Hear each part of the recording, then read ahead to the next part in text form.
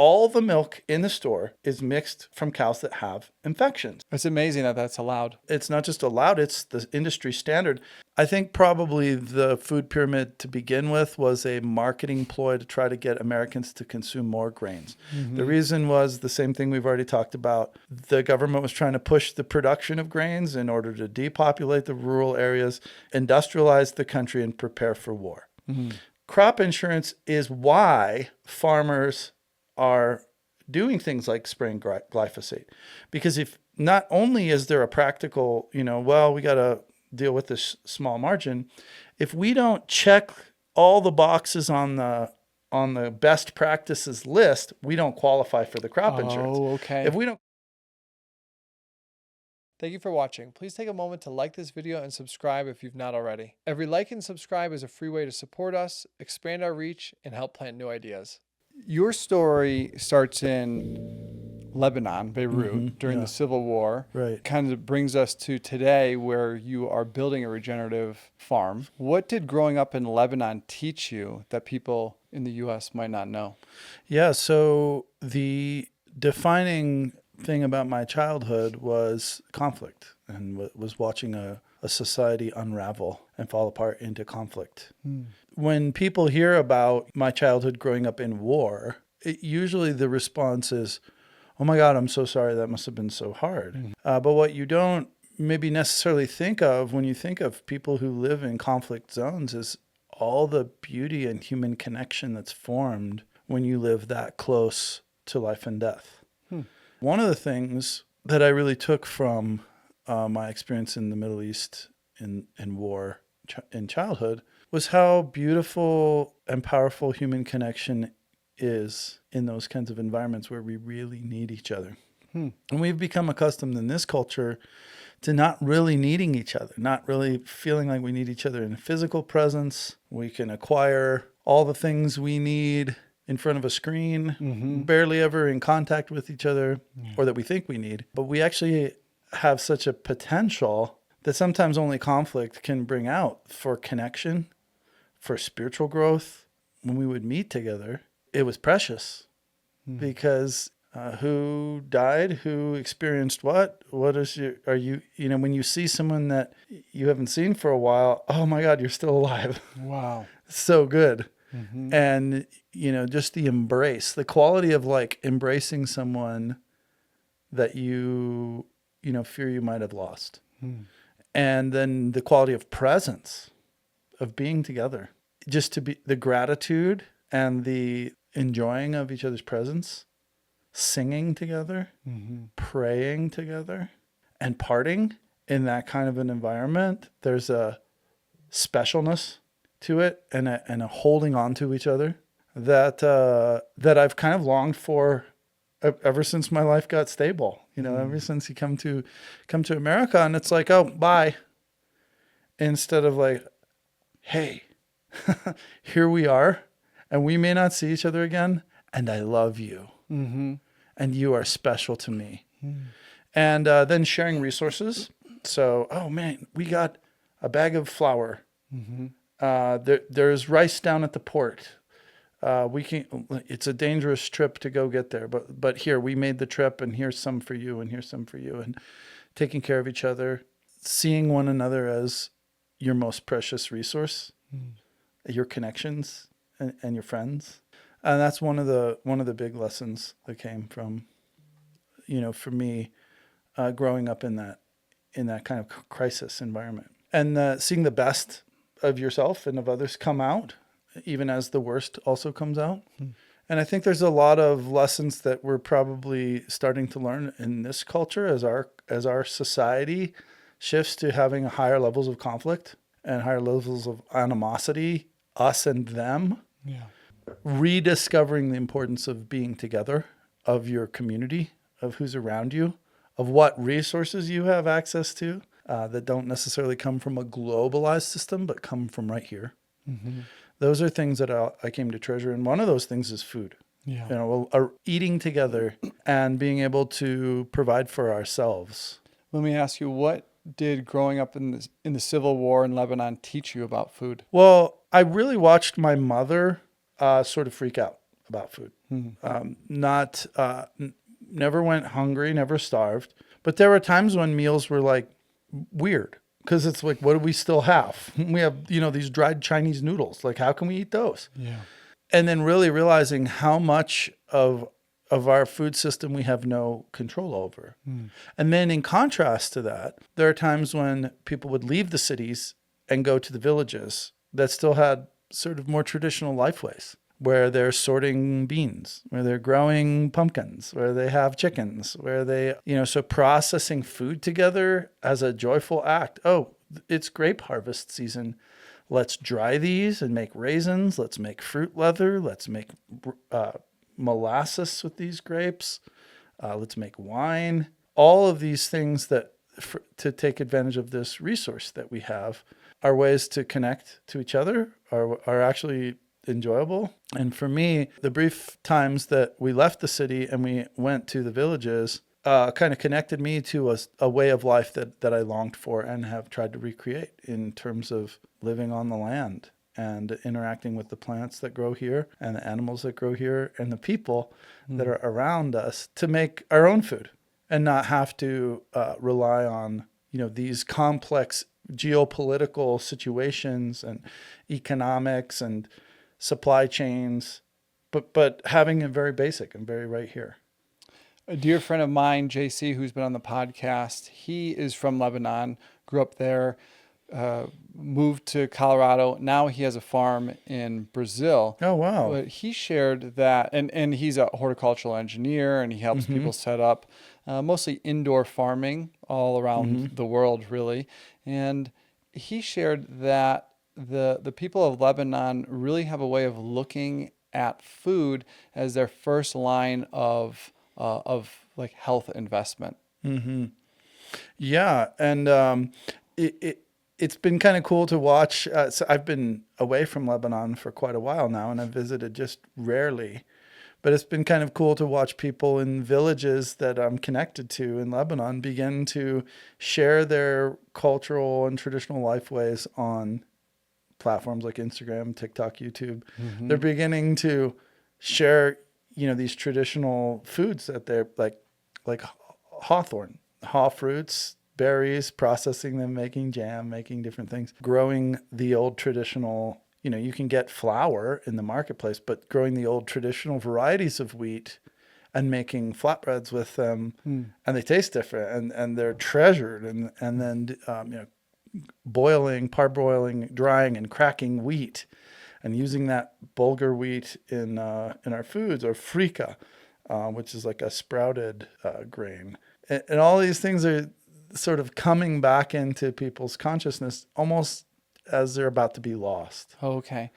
Do you grow wheat? I do, yeah. I grow wheat, and I grow Middle Eastern varieties of wheat and barley here. And the cool thing is they actually do really well here. The first crop I planted of a Middle Eastern durum wheat. Durum is the type of wheat that usually make into pasta, and semolina flour for different kinds of pastries and things. It's not normally thought of as a bread wheat in America. But once I started growing it, I realized, wow, the yield, it loves it here. It grows really well. It yields well. Its flavor is amazing. So wheat is not something we think of as associated with flavor that much. American farmers grow wheat for tonnage. But these older traditional varieties have a lot more flavor because that's something that's important. And so that's part of nutrition, right? That's micronutrients. And these ancient varieties of durum and other, farro and things like spelt, emmer, these older varieties have a lot of flavor. And then we make bread out of them. And wow, you can make bread out of these things, which normally they're not, considered bread. But yeah, I do grow that, and it's been really fun to get into that. Wheat is a little bit under attack in the U.S. There's this whole gluten-free movement. The pastas, the breads don't make people feel that good. They're having, adverse reactions to them here in the U.S. What's the difference between how you grow wheat and how people feel consuming your wheat versus the kind of more mainstream wheat that most people are consuming? Yeah, it's startling. And people think they're gluten intolerant, and it turns out they're actually just intolerant of the agro-industrial system that grows wheat. You know, you hear this story sometimes, and I talk to people about food all the time because I have customers coming and they want to talk. Somebody stopped me today just on my way here as I was leaving the farm. They got out of their car and stopped me and said, "Hey, I just have to tell you, and they explained the meal that they made and the flavor. And they said, literally, this is the best thing I've ever eaten." But you hear the story a lot where people talk about wheat. They say, "Well, I'm gluten free. I'm gluten intolerant. It really sucks. I can't even like smell the stuff." And oh, but I went to Italy and I could eat the bread. Yeah. So it actually turns out that has gluten in it. It's not the gluten. It's it might be the gluten to some extent, the forms and concentration and quality. Some people have celiac disease. Oh, yeah.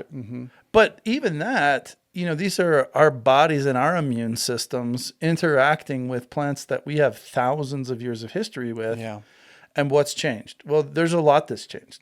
And so I love to talk about how we grow it that's different. So partly it's the genetics, it's the breeding. Partly it's the cultural practice, like how do you grow it? And then there's the post-harvest processing, the strains and varieties. And then partly also it's the environment so we're fortunate here in Boulder. We're at the edge of the Great Plains, and we are at the western edge of the Great Plains.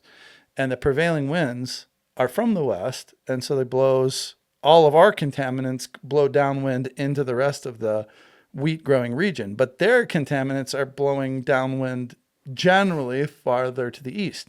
So because we're on the western end, we don't get the wind blown, pesticides and other things that are being applied onto those fields. Like glyphosate? Glyphosate is one of the big ones that people are aware of, but there are other things too. In other news, because of GMOs, monocropping, and soil depletion, Americans are not getting enough nutrients. That's why in 2018, I founded BeMicro, the first freeze-dried microgreens company in the US to help Americans get more natural nutrition in their diets. Microgreens are a phase in the plant's life when they're just 14 days old and naturally the most concentrated in vitamins, minerals, and unique antioxidants. Our microgreens are all grown here in the US and certified USDA organic and regenerative organic. We grow, wash, and freeze dry them to extend their shelf life from 1 week fresh to over 1 year, allowing us to ship anywhere in the US without the worry of spoilage. We have 2 flavors: broccoli, backed by over 2,000 studies on sulforaphane for its powerful detox benefits, and a blend of broccoli, radish, and red cabbage, our most powerful detox formula that we've tested, giving you the most bang for your buck. Easily sneak these into any meal: eggs, pizza, pasta, or even your kids' mac and cheese. We have whole leaf, powder, and capsule options, so you can choose the way that works best for you. Use code PLANT15 to save at BeMicro.farm. So because we're in the western end and the wind is blowing all that stuff away from us, we can still grow wheat with the same, productivity as the Great Plains. Wheat is well adapted to this environment. But we don't have, you could be an organic farm in the middle of the wheat belt and you're getting residues and glyphosate blowing over your property lines and contaminating your fields. And we're sort of lucky here that we don't have that problem because there's really no wheat being grown in the mountains. There's very little being grown in the basin and ranges of Utah and Nevada, and just a little bit, the Central Valley of California, which is very far away. And then we have the Pacific Ocean. So there's a lot of time for dilution of these things. So that's just a lucky thing that we're here. But there are lots of other practices that we would do that reduce the negative effects that people experience when they're eating wheat. But I think it's part of and I'll talk more about wheat, but I think it's part of a bigger story, which is that agro-technology, biotech, and chemistry, we are rapidly fucking up the most important species that we rely upon as our food sources. So corn is becoming increasingly inedible. Soy, beans, wheat, these are the big crops that from different cultural origins around the world. But we're messing them all up. We're messing up their genes. We're messing up the way we process them. And it's like you got to really think about that. We are all part of an ecosystem, and the more globalized your food system is, it's decoupled from where exactly do I fit into the ecosystem. You're fitting in with every meal to some different part of the globe. or many different parts of the globe. But what's going on in those places, and what's the chemical and and biological environments that all these things are happening in. And so really sort of getting some control over that, not being at the mercy of really foreign and toxic value systems that are based on finances, money, capitalism, and sort of bringing that all back home has been part of the experience of the farm, the farming that I do, is how can we actually, the more you get into the details, the more fuckery there is, the more nonsense there is, the more chemical wizardry that's happening with unintended consequences, because nobody really understands how all of these things interact together. So we could just take it to a very natural heuristic, just a shortcut in the way that we think. And we say, if we go back 1,000 years, that's probably pretty safe. So if we go back 1,000 years and do things that way as a starting point, and then start looking with our scientific mind and our rational mind about how to grow from there, and be very conservative, be very careful about what chemistry and what genetics we kind of add to that foundation, we can end up with a result that, oh wow, we can actually eat this. We thought we were gluten intolerant. We're not, but we can't eat that, but we can eat this. So what are some of those things? And the truth is, we don't know what all of them are, because we're just kind of trying to rewind, and we can't. We're still connected by the atmosphere. We still have, water comes in, rain, with toxins and chemicals and stuff. But as much as we can, if we rewind, we can try to get away from some of those things. And we have some good ideas about, well, okay, this practice, glyphosate. Spraying glyphosate on the fields is not a good thing, because we know now that glyphosate, I mean, there was a time when the producers of glyphosate were telling us you can drink it. It's so safe you could drink it. And now we know, well, no, it's causing cancer. It's also causing genocide of our gut bacteria. Yeah. It's destroying our gut biome. They've lost billion-dollar lawsuits, Monsanto, Right. who was the maker of it, who then had to sell to Bayer to try to, stabilize their business or separate their brand. They built a brand about we are evil, basically. And so now Bayer has a little bit nicer brand, but it's the same thing. Yeah. So, well, let's not spray poison on our food. That might be a good idea. So they're spraying glyphosate today to get rid of weeds. Well, partly, but there's another major reason that they spray glyphosate, which is to increase the efficiency of their harvest. So right now, the economic kind of setup is big scale grain farms in America run about a 2% gross margin in their profit. So wow. That means their expenses are 98% of the sale price of what they get for it. So that's insane. That's very hard to run a business that way. My business of freeze-dried microgreens, I mean, we're 50 to 60% margin. And that would be standard in a lot of industries. Yeah. You can't really survive without being that. And the only way you can make, I mean, if you think about the kind of scale you need to have to get a good salary for one person on 2% of the profit is, you have to be at an enormous scale. But not only that, if you have a small change in your yield, like let's say your yield goes down 1%, well, that cuts your profits in half. So you're playing all these tricks, all these chemical and plant breeding, and is about protecting very small changes. And in agriculture, the variability is much greater than 1%.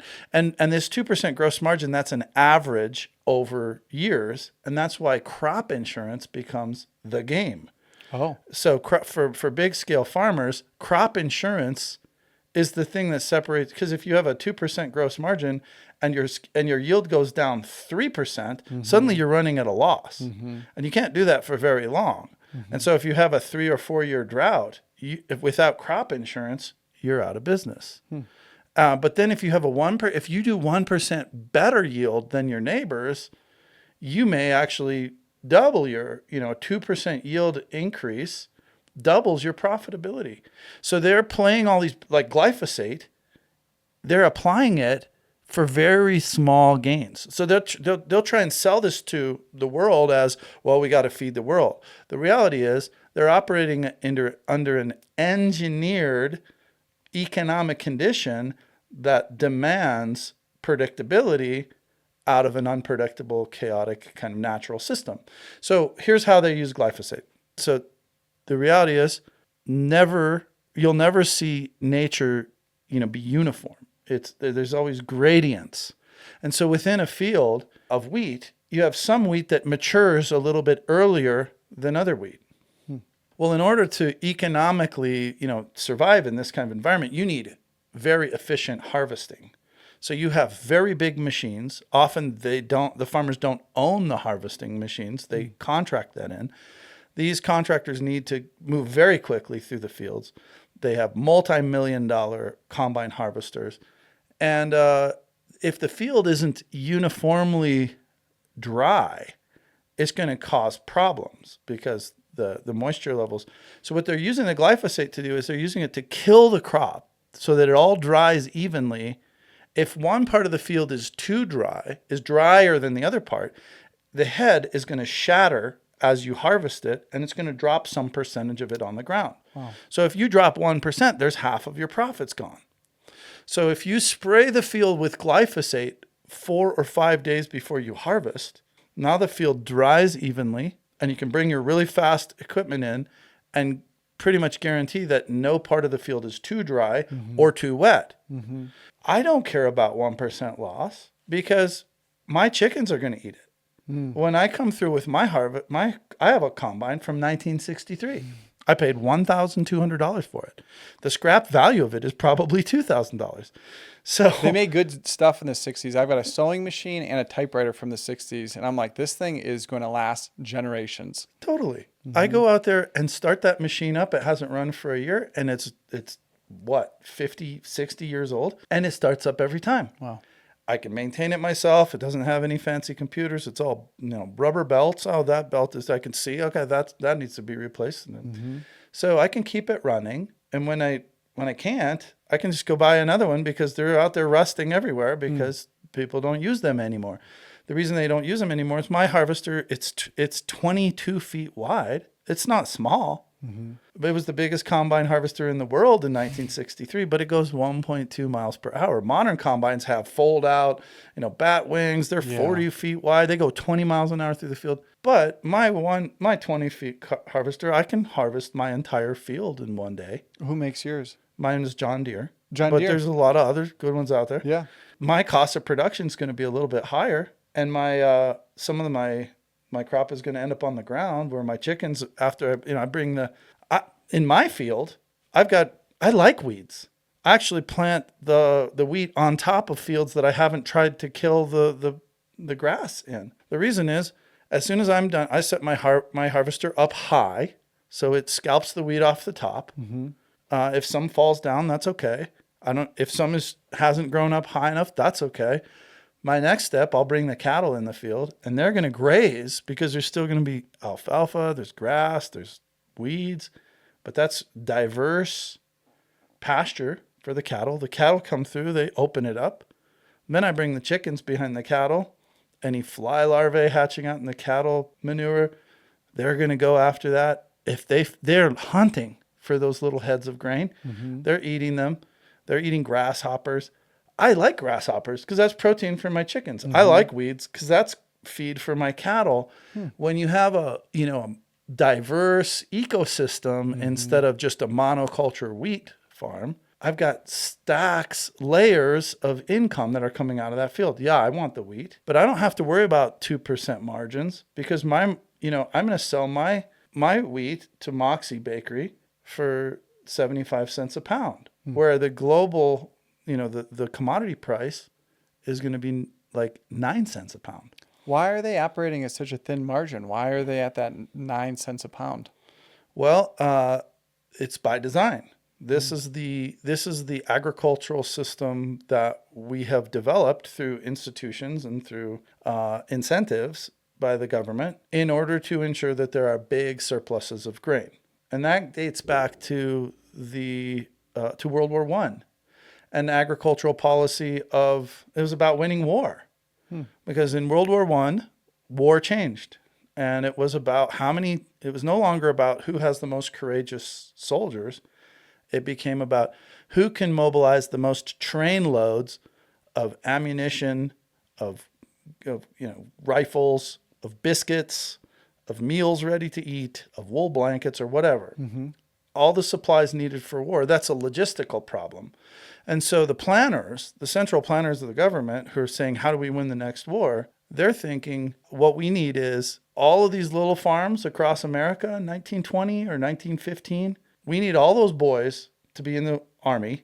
We need all those girls to be in the factory.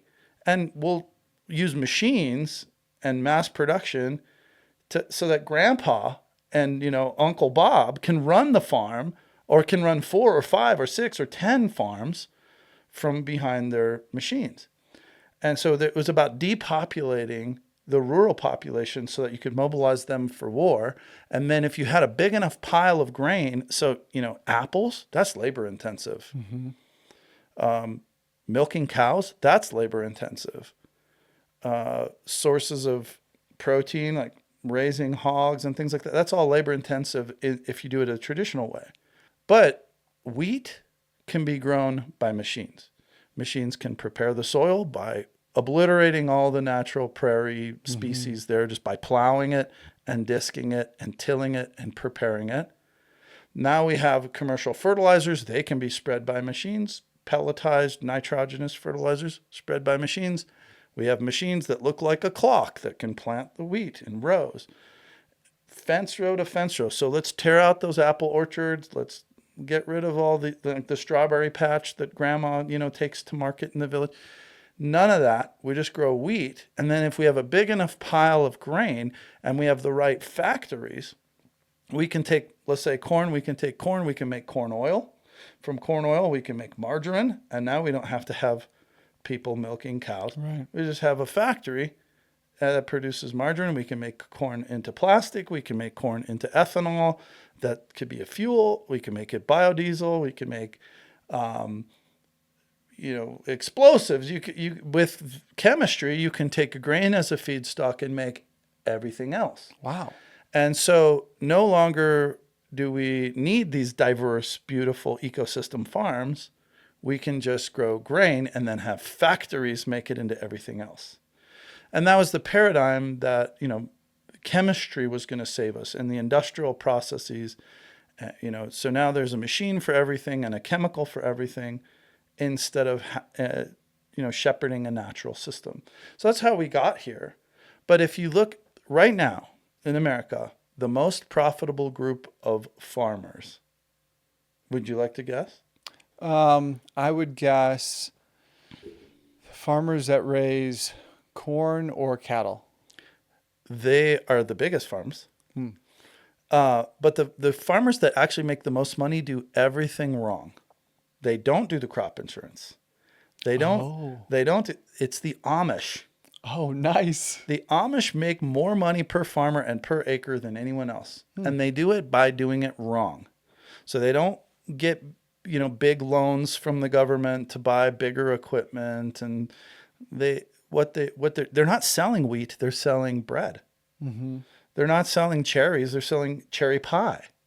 So they're doing value addition, they're diversified, they are small scale, and they're marketing direct. So the big scale farms, they're taking government incentives. That's what's keeping them in business. And to say they're in business is a bit of a stretch anyway. Because without these subsidies, they wouldn't be able to be in business? Yeah, they're and even with them, they're failing because 2% margins are really, really hard to handle. What is the state of farming in the U.S. today? How are It's our farmers carnage. doing?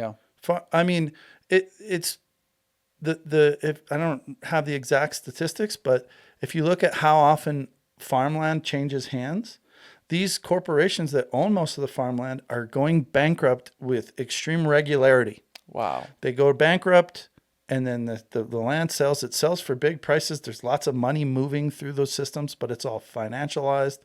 It's market driven.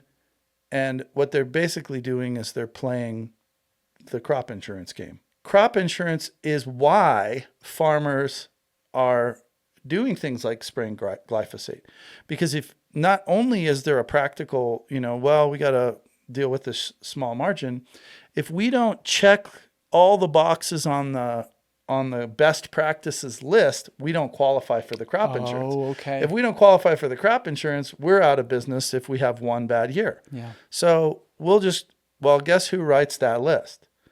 Well, the list is written probably by some of the agricultural land grant universities, which are driven by grant money that's given to them by the government. It's this incestuous thing, but it's the agrochemical corporations that are investing in research that will magically somehow tell everyone that their products are necessary in order to feed the world, right? Mm-hmm. So if Monsanto... that is a thought that we have to have industrial farming because we have to feed all of these people, and industrial farming is the most efficient way to feed everyone. There's not enough food. So I would that is the argument that they make, but it's not a good argument. Mm-hmm.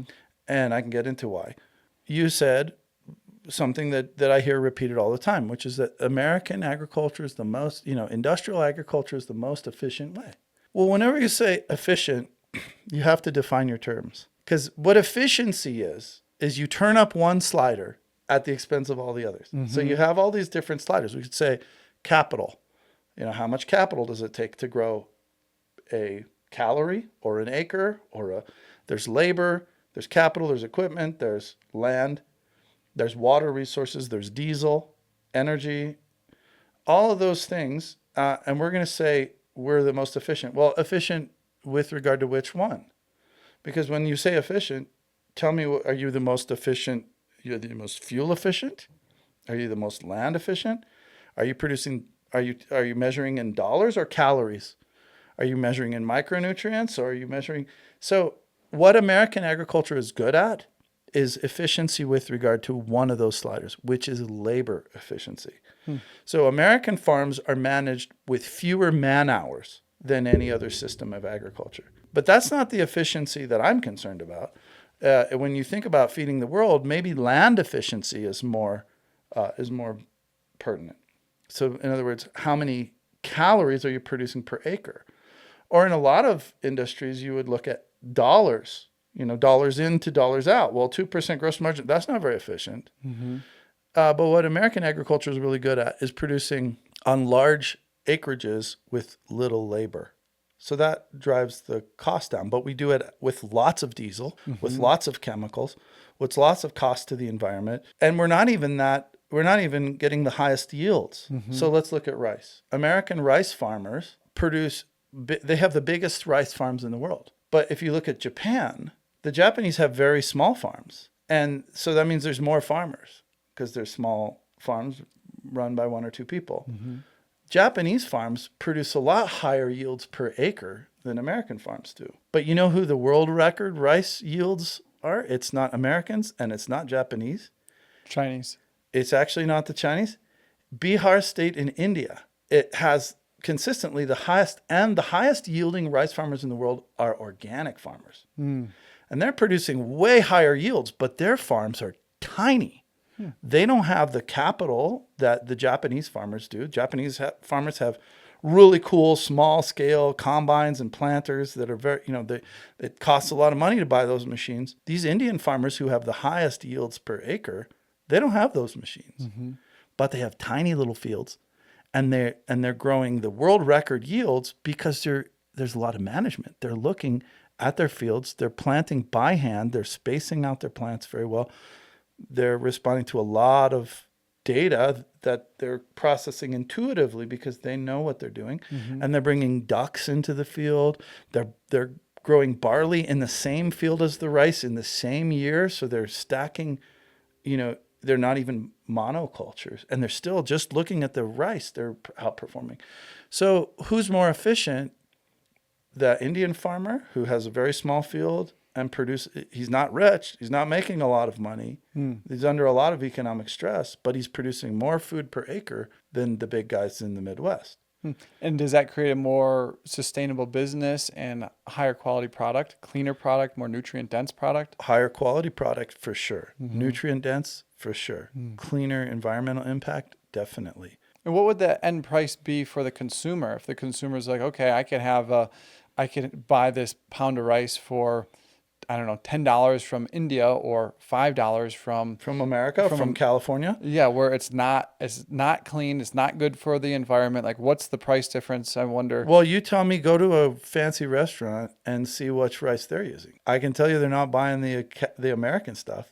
Oh, really? The best tasting rice, the basmati rice, is from India. The best tasting, jasmine rice is from Thailand. Similar systems. The Japanese do not buy American rice, even though it's cheaper, because it doesn't taste as good and it's not as nutrient dense.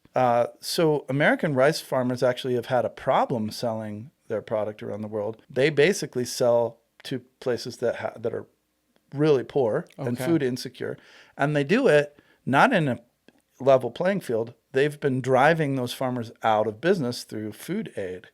So I've done a lot of work with farmers in Africa, in West Africa, in Togo.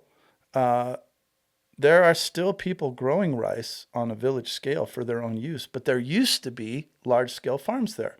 But what America did in the name of food security is they started bringing in American rice and selling it below the cost of production, so that they could put all of these Togolese farmers out of business, Ghanaian farmers, West African rice farmers out of business. As soon as those institutions are gone, as soon as those farmers no longer have the equipment, the knowledge, the know-how, the scale to produce rice competitive to American rice, then the price goes back up, and now America has gained a market. Wow. So we're bullying people into accepting our inferior product, which is being produced even here below the true cost of production because of subsidies on fuel, on equipment, and crop insurance and stuff like that.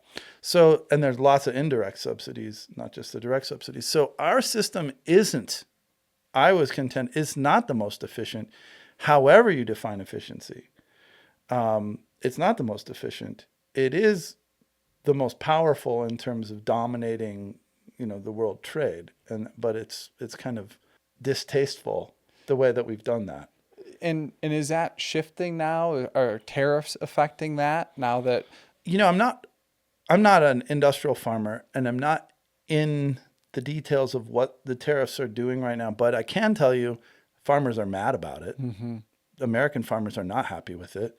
And it seems like, our product, people don't want it anymore. They already didn't want it, but we were competing on price. Now that people are throwing tariffs back and forth on each other, the American farmers are left with product that nobody wants to buy. And it's not a good thing. But, my approach is, let's just forget about all that. And let's try to grow the best food that we can right here for us. And if everybody in the world did that, let's grow the best food for ourselves, then the world would be fed. I know African farmers, and they're capable of feeding themselves, but we come in with our market, this is how we defeated the Soviets also. So it wasn't just World War I, World War II. The Cold War also affected how we got here. The Soviets had like three major sources of foreign exchange, what they were able to trade with the world to get money for their system. Number one was petroleum. So we did our dirty deals with the Middle East to pump out petroleum as cheap as possible and flood the world to keep the Soviet petroleum exports less profitable and kind of drain their economy. It seems like that's what we're doing with Venezuela as well. Well, besides just going over there and taking stuff, just like, hey, this is our company now. Now you can send that money to Trump's personal account in Qatar or whoever Trump's friends are. So we just take the resource. But the other form is just like, let's, Saudi oil can be produced really cheap. So we produce it really, really cheap and then keep the prices down so that the Russians can't make much money, or the Soviets. And then back in the Cold War, the other big export that the Soviet Union had was grains, because Ukraine and Russia produce a ton of wheat. So we incentivized producing grains, corn and wheat, really, really cheaply in order to sort of starve them and use our economy, the strength of our industrial economy, to lower the price of grains globally so that they couldn't export profitably. So it's all this big scale geopolitics stuff. And the result is, all the sixth graders at the school can't, have peanut allergies and have gluten intolerance. We're sick. Yeah, we're sick. So it was all about this big stuff that got us these farms that produce bland, nutrient deficient, environmentally harmful, toxic food at historically low prices. And that was the price that we paid to be the world's, dominant superpower. Do you see a silver lining in any of this? Is there any policy coming through that's supporting the small farmer, or is there any positive change on the horizon? I am optimistic. I believe that we can feed ourselves, and I think that like the rise of the organic movement, that was huge. A few decades ago, people really didn't eat organic. Now everybody that can does.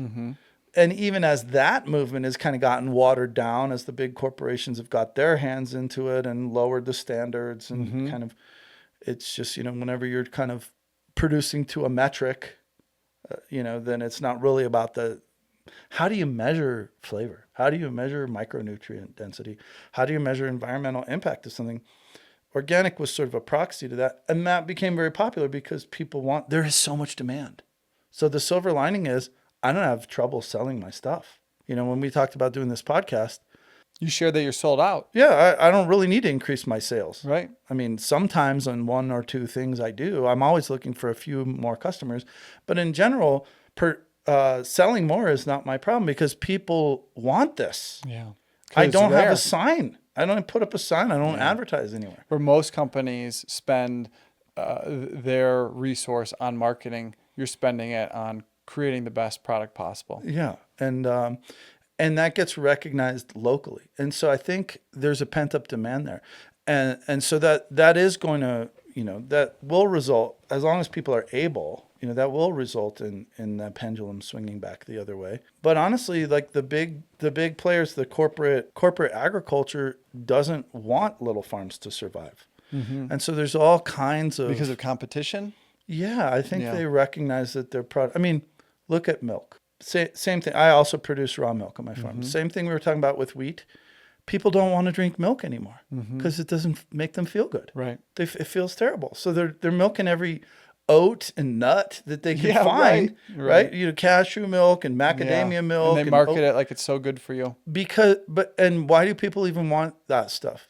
Oat milk, I don't understand why oat milk costs more than milk. If you go get a latte and you ask for oat milk, they upcharge you. I don't understand because I grow oats and I have cows.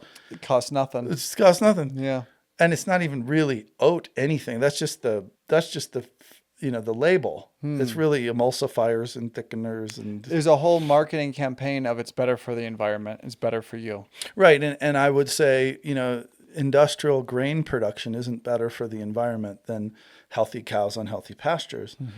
But when people try raw milk from healthy cows, you don't need a marketing budget to convince them. They go, "Oh my God." Yeah, I'm new to raw milk. I get it from 5 Freedom Dairy. Yeah, I think they're not raw, but they local. Do offer you can get raw from them if you join their membership. Great. I like what they do. Yeah, Kevin's been on the podcast. He's phenomenal. He's a veterinarian. Yeah, you know about Kevin. Kevin. I like leaving the calves with the cows. Yes. And that's something we do. That's something they do. It's very rare. You will never see it in the industrial. Yeah. But that's healthy for the cows. Healthy cows make happy milk. And then also get raw milk from Golden Hoof. And Golden Hoof is another, excellent. We work with them all the time. They've lent us bulls. We've lent them bulls or sold them bulls. That's where I get all of my meat, cheese, milk.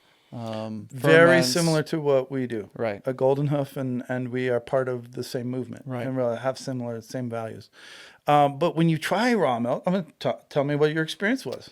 I was surprised. I found it to be very hydrating. It's like my body really wanted it. It's like every cell in your body is like, Yes. It's like it's been missing it. I'm like, and same when, do you know Marcus Macaulay? Yeah. He had Macaulay Farms. Oh, That was yeah. my first the CSA that I joined. I actually just was walking on Pearl Street with him yesterday. He'll be on the podcast soon. And Yeah, great guy. when I had his meat, it's like my brain was so hungry for the fat. I grew up not liking the fat of pork or I was like, if there's a steak, I'm like, I cut the fat off because I'm like, Right. this is not, this is my body does not want it. But the fat from his animals, I was like, whoa, it's like, I think our brains are mostly fat or some huge percentage. It's like my body was so hungry So many for it. fat soluble vitamins that we're deficient in.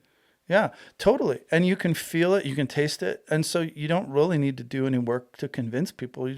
I literally just give, it's the drug dealer thing. Come by the farm, you're thinking about signing up, here's a quart of milk, try that and let me know. And it's like, yeah, I can't believe that. And People are very fearful about raw milk.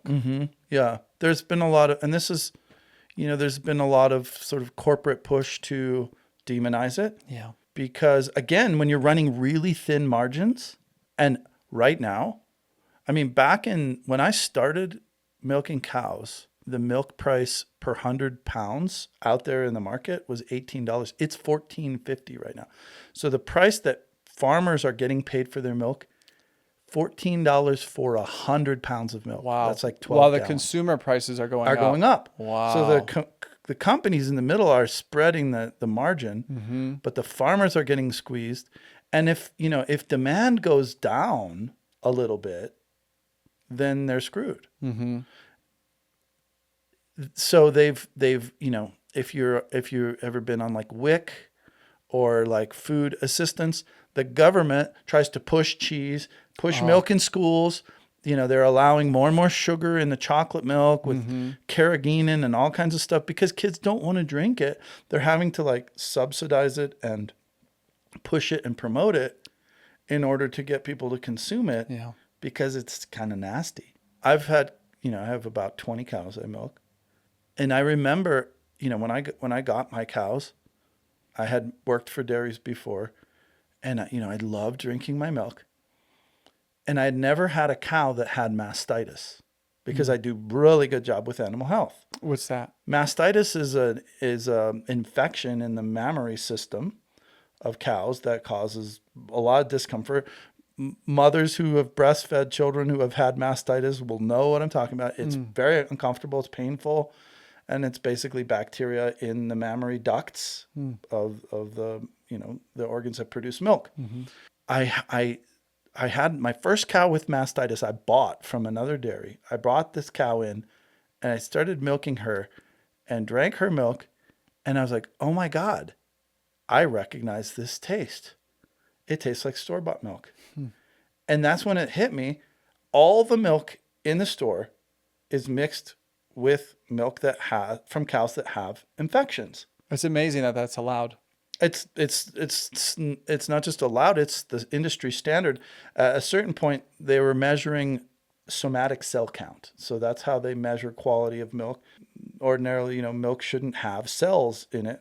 Somatic cells are just body cells, but the main source of them comes from pus. It's white blood cells that have attacked an infection and died, and they end up pus in the milk. Wow. So industrial commercial milk tastes like mastitis because that's infected milk with pus in it. And they say it's okay because they pasteurize it. And they pasteurize it, and so there's is a heating of it and killing the bacteria, hopefully, that are in there. But the interesting thing about that is back in the 70s or whatever, they set a limit. Okay, we can't have more than this number of somatic cells because that's a proxy for how much mastitis is in the herd. As soon as they set the limit, now there's like a economic incentive to hit that limit or be right underneath it. So it actually went up, and they've raised that limit several times. Oh my gosh. So you're drinking pus, and your immune system is reacting to that. So now lactose intolerance, and there's so many other issues. There's the A2, there's grass-fed versus grain-fed, but overall, all of these animals are chronically ill. They have suppressed immune systems because they're not getting enough micronutrients. They're bred to put all of their metabolic resources into the milk, and they're all sick, and they don't last very long in production because their bodies are breaking down. Yeah, speak to that. A grain-fed cow, or how you might compare a healthy cow to a sick cow. Is it the grain versus the grass? That's one thing. It's like health is multivariate, but illness doesn't have to be. It could just be one thing, right? You could be extremely deficient in iron and you're not healthy. But for you to be actually healthy, you need to have the right levels of iron and magnesium and selenium and all of the, zinc and vitamin C and vitamin A, and also not have, bacterial infections. So to be healthy, you got to get everything right. But to be sick, you only really need to get one thing. So there's so many reasons that a cow could be sick.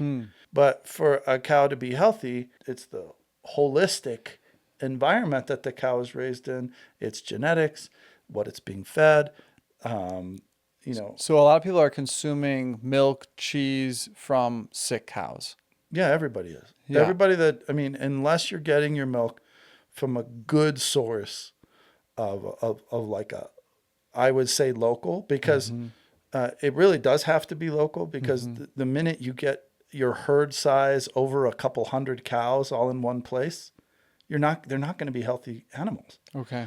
And the average dairy, I think, in Colorado is well over 2,000 cows on 10 acres. You can smell them when you go by, in Greeley or out on the Eastern Plains. Which is one of the largest cattle farms. There's many of them up there, but yeah, there's a lot of animals up there. And those are not healthy animals. But so unless you're getting your milk from somewhere local, that's, feeding mostly, if not entirely, grass. I never feed grain to my cattle. Cows do get some grain when they graze in the grasses have seeds, and they'll eat that, but just a couple handfuls, in a natural pasture. Yeah, you're giving them a mixed diet, just like we want. Yeah. Versus just all one thing. But I never feed grain. But Right. if they go out in the pasture, there'll be some grasses that are seeding, and they get a little bit of this and a little bit of that, and the biodiverse pastures, their bodies are healthy. So how long would a unsick cow live versus how long would a healthy cow live? Well, this is interesting you ask me. I ran into some Amish guys on the train. I took the Amtrak train to Glenwood Springs last month, and it was fun. And there was a bunch of Amish families on They this train. love the Amtrak. I'm from Yeah. Chicago, and there's a big train station, our Union Station. It's always all full. Amish It's all people. Amish, and they're just rocking on the Amtrak. Yeah, and these guys were all going to California to go down to Tijuana and get medical care, because that's where they get it, because they don't like the American medical system. But so they were from Indiana and Ohio and Illinois and Pennsylvania, and word spread on the farm on the train that I was a dairy farmer. And 3 or 4 Amish guys came up, and actually more than that. I talked to a bunch of Amish guys that are all dairy farmers, and I learned some really interesting things. It was really fun to talk to them. But, they're like, well, we and they're all milking like 40 or 50 cows, and I milk 20 cows. So I was like, they all think of themselves as the smallest dairy farmers that are out there, because 40, 50 cows. And a lot of the Amish are doing things better than the industrial system. But even them, they who are feeding a lot of grain, they're pressured in an economic system where they're selling their milk to middlemen and companies that are buying the milk from them, whereas I'm direct marketing. And they talked about, we know some Amish guys that are direct marketing and they're doing great. But they're not, the guys that I talked to weren't. So they're selling it on to corporations. So they're under a lot of price pressure. So they're feeding a lot of grain. And they said, we're pushing our cows. So I said, how long do your cows, how many years are you milking them? 2 or 3. The industrial average is less than, it was 2.4, and it's gone down. And I can explain why. My cows, 15 years. Yeah. My oldest cows are 15, 16, 17, 18 years old. Yeah. And they're still healthy, and that's what the norm was back in the 1930s and for 1,000 years in the past, or more than that. A healthy cow can be 15 plus years. The average industrial sick cow Around 2 years. 2 or 3 lactations and she's done. And I asked them about this and they said, well, we know we're pushing our cows. We know they're getting sick. We're pushing them. Their hooves are breaking down. Their mammary systems are breaking down. And I asked them about their yields. And these are the Amish. These are like the best of the that are out there. And they were saying, well, you know, we're getting 60, 70 pounds per cow of milk per day. I'm getting 25, 20. Yeah. So it's just, the cow cannot keep up with that. Yeah. And it's all of this nutrition that's going into her. Her bags are, you know, they're milking 3 times a day. The cow is under stress. Her body's under stress. It's like running a marathon every day of, you know, for 2 or 3 years. Yeah. You know, maybe running a marathon is good for you, but doing it that much, And if you're not getting the right food and you're not recovering, and you're living in some kind of a hellscape situation. Yeah, you know, that's a big difference. How do you think about the energetics as well? So it's like, okay, sick cow, I get that. I don't want to consume something that is sick or support that. What about the energetics as well? What's the cow is anxious, depressed. Can that anxiety, depression translate into the milk? It must. It does. And if you look at it, because Americans are very anxious and depressed. Yeah, and I think there's a lot of energetics in our culture. How did this society get this way? You know, being built on the backs of the enslaved, on land that was stolen, a society that's built on a legacy of genocide and of global domination, outsourcing wars to all corners of the planet, creating destruction at the push of a button, you know, destroying people, you know, not in the ancient past, like this year. Yeah. These things, these energetics, look, now our kids, they have all of the metrics of happiness, but they're not happy. So there's something in the energetics that you're talking about that's clearly real. It's clearly real. But I think the best way to maybe talk about energetics is anecdotally. It's like the story. When an old dairy farmer told me that the relationship that you need to have with your cows is that you're at the same time, cows are mothers. They're the mothers of the world. There's a reason why they're worshipped in India. Because they are giving, just like a mother. How worshipped are they? Touch on that for a second. Well, I mean, I'm not an expert in that. I have a lot of Indian customers. They come to America and they're like, don't find any milk that they like at the store. And they come and they get a raw milk share. And they make ghee, and they make, some of them are convinced by the, it's not even about raw milk for them, because they're like, well, you got to boil it. And they take it home and boil it, but the quality is so much better, even if it being pasteurized. But they clearly, you know, I have customers that come to me on certain holidays, like Diwali. They'll give me, you know, a bag of bananas. Here, give these to the cows. Organic bananas. You know, cows love bananas, by the way. Or they'll give me $20, be like, here, get something nice for the cows. Wow. Or they'll come and literally worship the cows. They'll put rose petals and garlands on them. And come by and visit. And there's a deep veneration and honor for cows. But it's not just in that culture, that, you know, in the nomadic people of Africa, like the Maasai, the Dinka, the Nuer, the Hausa, and Fulani, these people who are nomadic herdsmen, they love cows. They love cows. They're deeply connected to those animals. And so this dairy farmer told me the relationship you want to have with a cow is you are her mother and you are also her calf.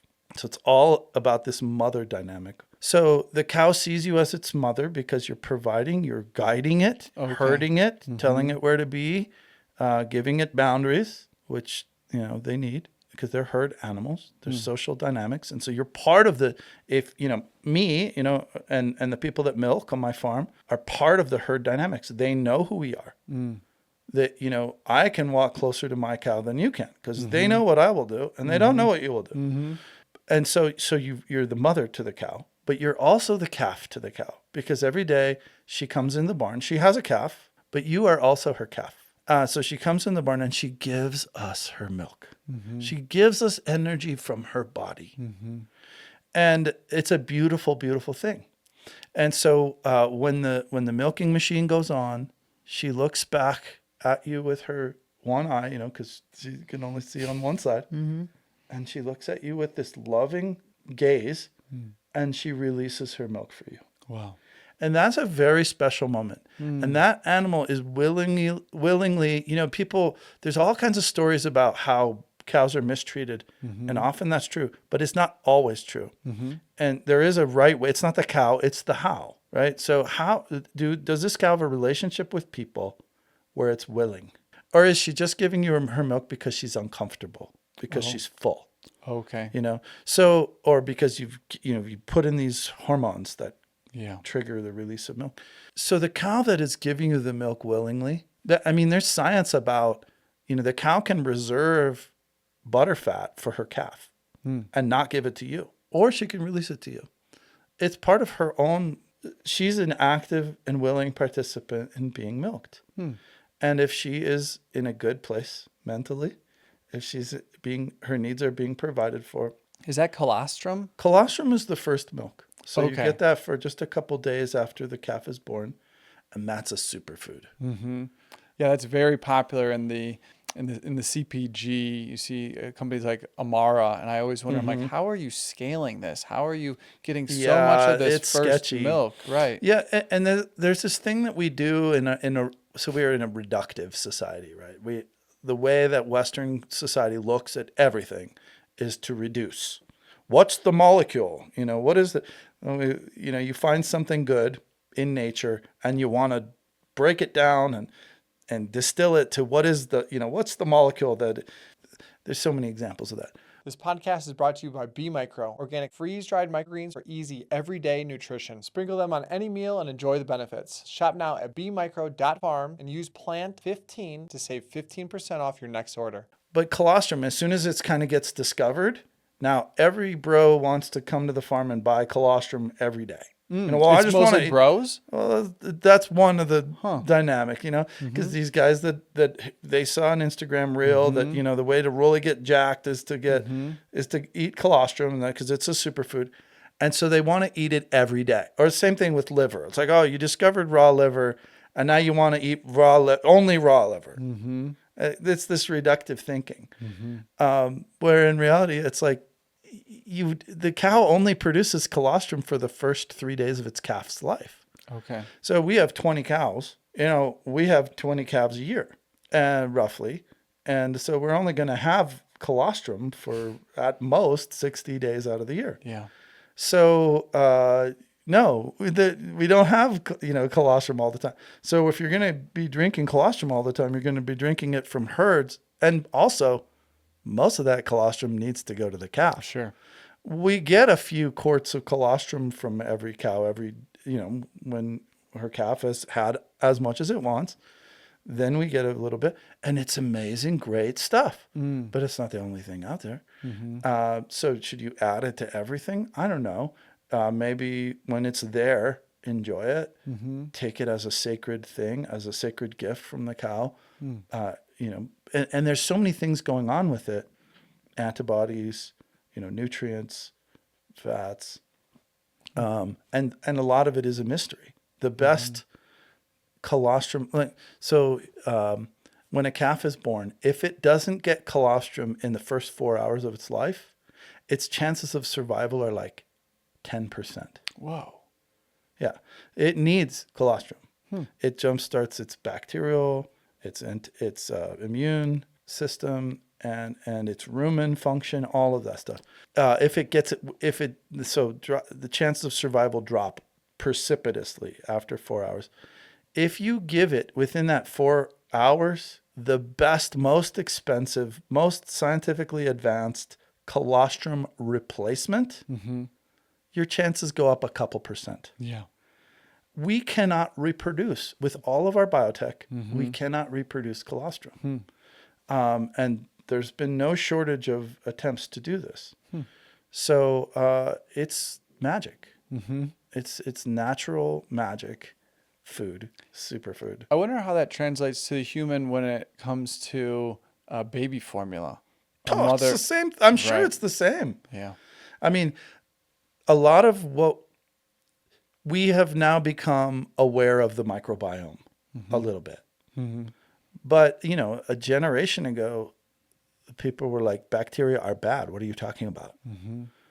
Because when we studied bacteria, we were studying disease. And so the only bacteria we knew were the bad ones. It was actually out of veterinary science that the first recognition and appreciation of the microbiome, that's where it first came.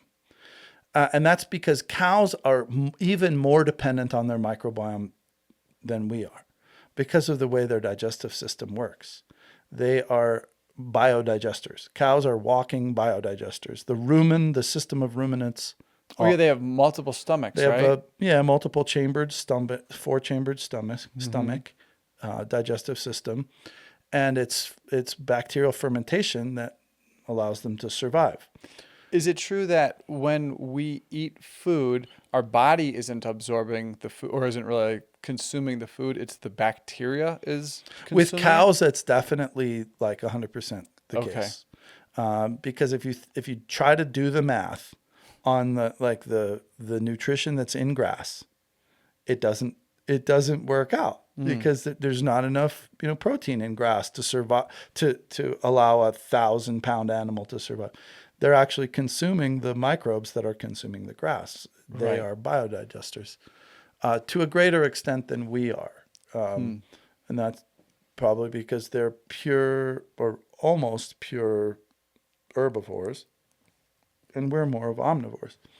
And when we get gassy, bloated, is that a sign that there's more bad bacteria in that moment? Well, you have, and even with the words bad and good, I think it's a simplification. The best bacteria are the ones that are adapted to the diet that you're eating. And even that, it's like, well, what's the best diet? So there are different good bacteria communities. So I recently read a study from Mongolia. Mongolians have some of the highest percentage of milk consumption in the world. I think they milk 6 or 7 different species. They milk Bactrian camels, dromedary camels, horses, donkeys, cattle, yaks, Because that's what they goats have. and sheep. I mean, They don't have a lot of vegetable. yeah, the Mongolia, the steppes, there's not Hard to grow. It's all herds and the grasslands. But they looked at the microbiomes of Mongolians. By the way, Mongolians they're consuming the higher percentage of dairy of any group of people in the world, and they have for thousands of years. But they're also very, very low levels of, or very, very high levels of lactose intolerance as far as the genetic component of digesting lactose. So we're always told that, oh, well, Asians don't have lactose. Asians are lactose intolerant because they don't have the genetics. That seems to be not really the case. But Mongolians are consuming a lot of their dairy in fermented forms, raw, with massive diversity of species of microbes that are helping them digest and consume. And they don't get gassy. And they compared the microbiomes of Mongolians who are living rural, traditional nomadic lifestyles and Mongolians who are urban, sedentary. And there is a difference. The urban Mongolians are consuming more processed foods and more starches, and their microbiome changes in that environment.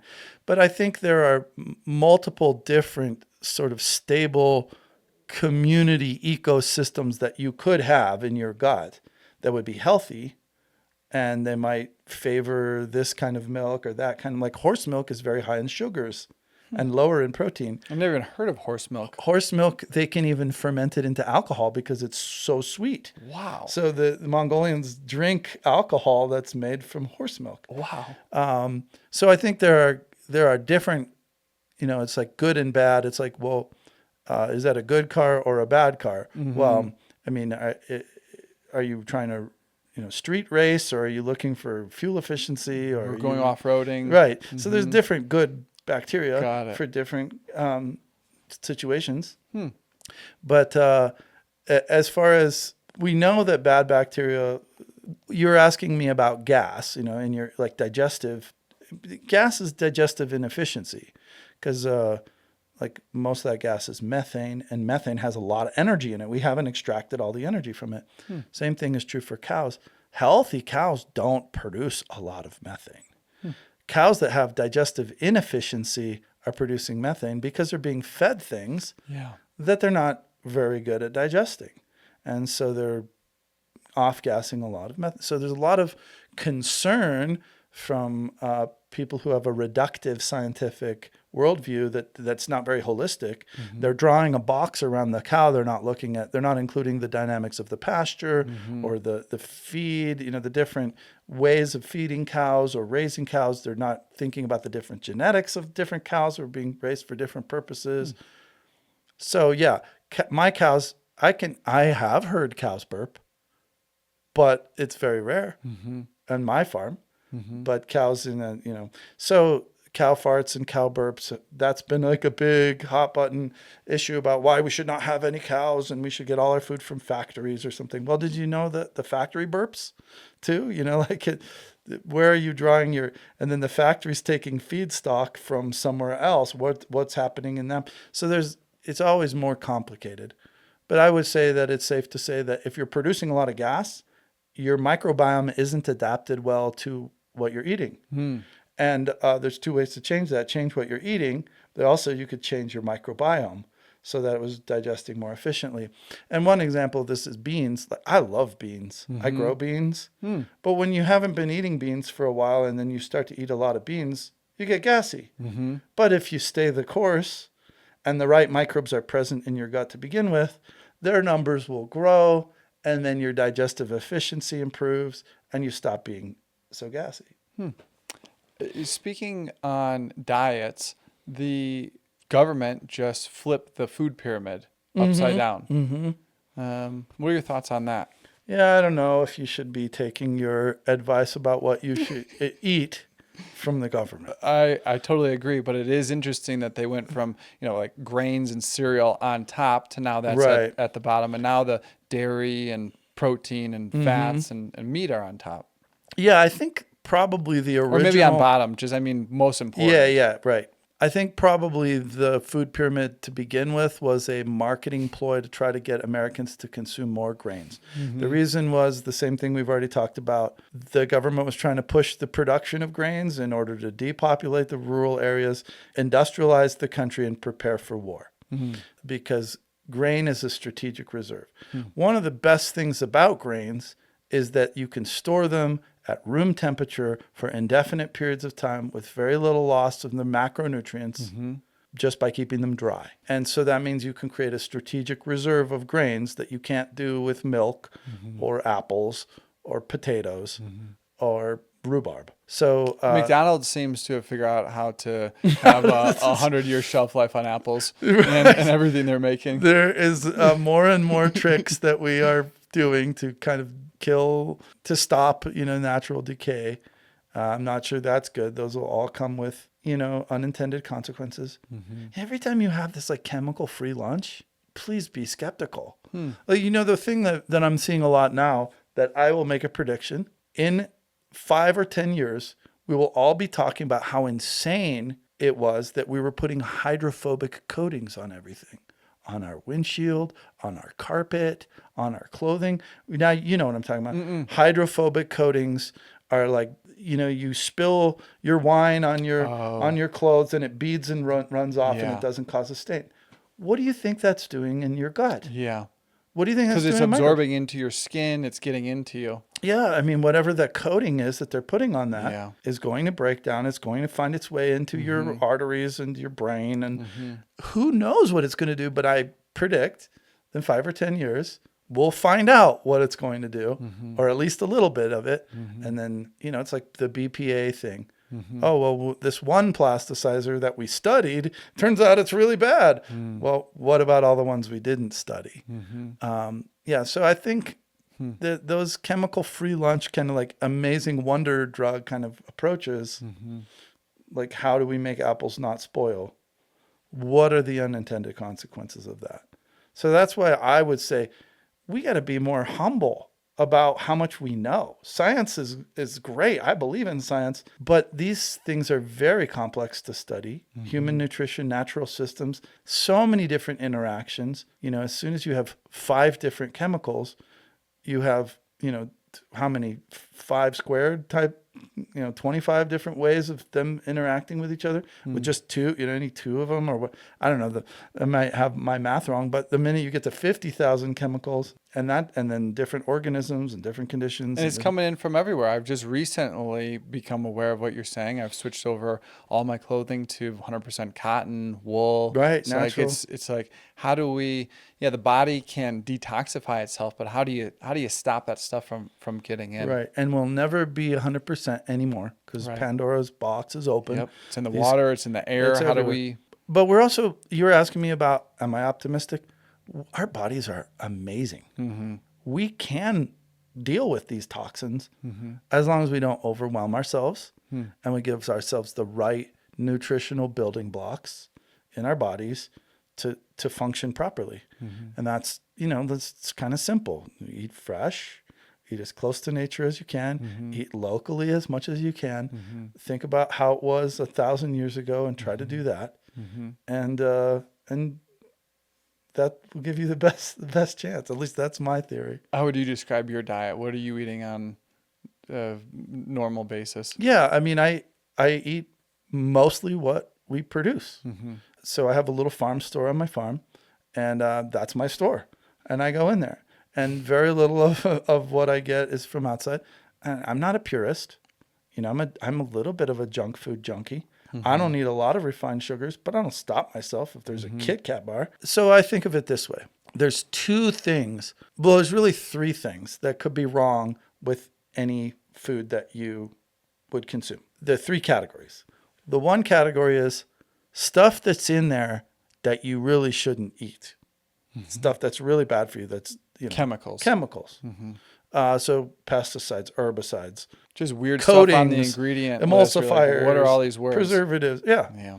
So, and stuff that's not on the ingredient list. True. That's the thing. There's a lot of fuckery. Yeah. The more you learn about something, the more you're like, oh, it says flour, but it doesn't say bromine and all these other things that are being treated. It's treated, or it's being exposed to it. You know, it's wheat flour, but it doesn't say glyphosate there, but that's in there too. Yeah.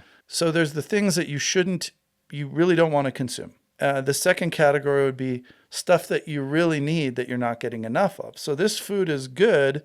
Maybe there's nothing bad in there, but it's also missing all these other things that we need. So the nutrient deficiency. So it's what you're getting that you shouldn't get. It's what you're not getting that you should get. And then I would say the third category is, okay, this food is great. It doesn't have anything I shouldn't eat. It has a lot of the things I should eat, but at what cost to the environment and the globe and energy and humans? You know, was there exploitation? So those are the 3 things I want to think about when I consume. The first 2, it seems like a lot of that is a matter of degree. So, you know, we're all going to get tiny levels of pesticides and toxins. It's everywhere. We just talked about that. It's unavoidable, but let's just try to keep it minimal. A lot of the worst effects of that are cumulative over long periods of time, or their interactions between different kinds of chemicals. And we just want to minimize that. On the second front, it's like you can eat some empty calories as long as you're getting the nutrient density somewhere in your diet. So I would like to try to think about it as like 80-20. I'm going to do 80%. I know where it's from. I know it doesn't have bad stuff. I know it's really nutrient dense. And you know it because you're growing all of it. You're shopping out of your own store. Maybe I'm a control freak, but I mean, I'm literally eating my own wheat. Yeah. I'm eating my own meat, vegetables from the store, canned by me, by my community, by my friends, by people who share the same values that I do. That's 80% of my diet. I don't really get too on board with the big fads. Yet colostrum, if I have some, I'll drink it. You know, the superfoods, there are some around. We talked about some earlier, like rowan berries and some. keep that in the mix, but 80% is just wholesome, nutritious, local. I like to cook.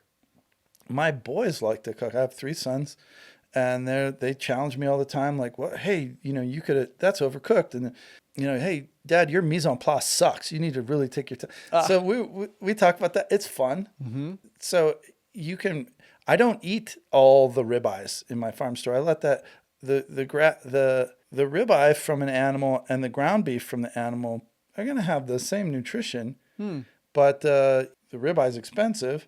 I'll sell that, and I'll eat the shank. I'll slow cook that, or I'll cook the Really, you're getting the same nutritional value. in my opinion. I'm not, but I mean, it's the same animal. Yeah. So the nutrient density is going to be. And so it's a taste thing for people. Why are they willing to pay so much more for it? People like tenderness. I think actually that the more this is something I'm still really learning a lot about, but I think that machines, even just very simple machines, have screwed us up in ways we haven't thought about.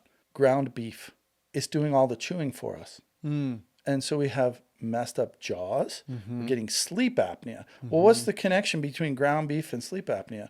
Well, sleep apnea is a constriction of our airways. We're not chewing. Nothing that we eat is chewy. Yeah. Because we have got machine, even grains, right? Flour, milling flour takes a lot of work.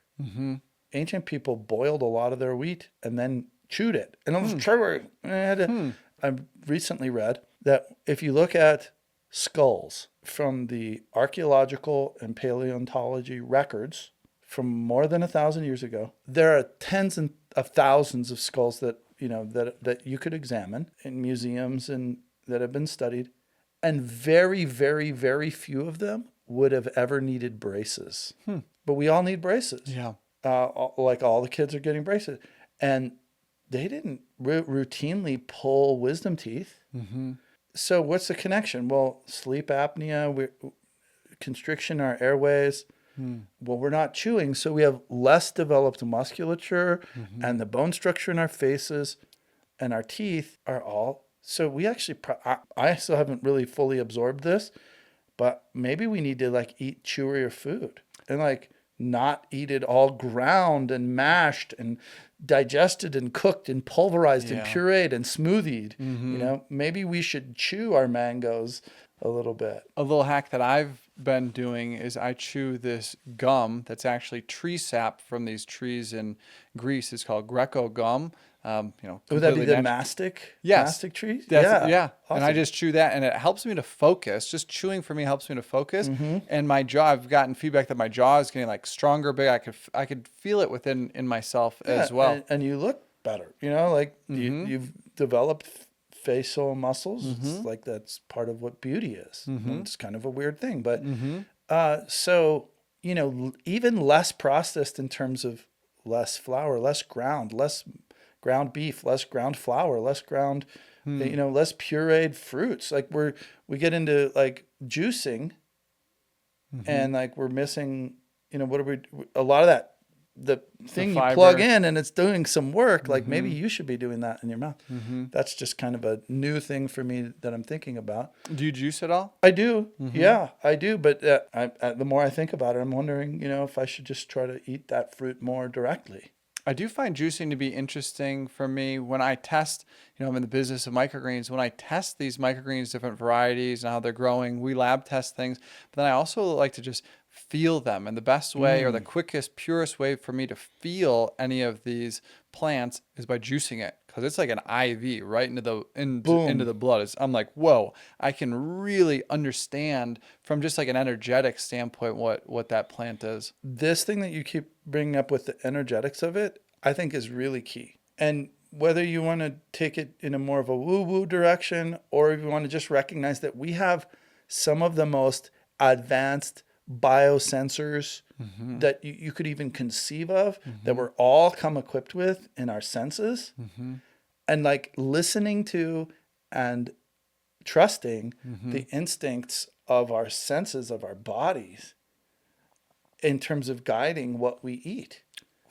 Do you ask the question, does this feel good? And when I was younger, I think I wasn't as aware of Same. what my body was doing. For sure.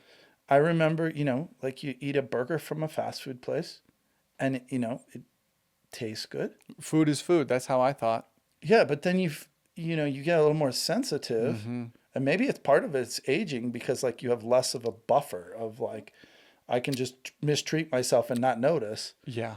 But then you're like, ugh, this doesn't feel good. Mm-hmm. I remember my brother used to sell his plasma. And one time he ate a burger and went straight to sell his, and they looked at, and he saw the fat in the, like they separated his plasma and they were like, we can't use this. This is not good. And he stopped because he could see it.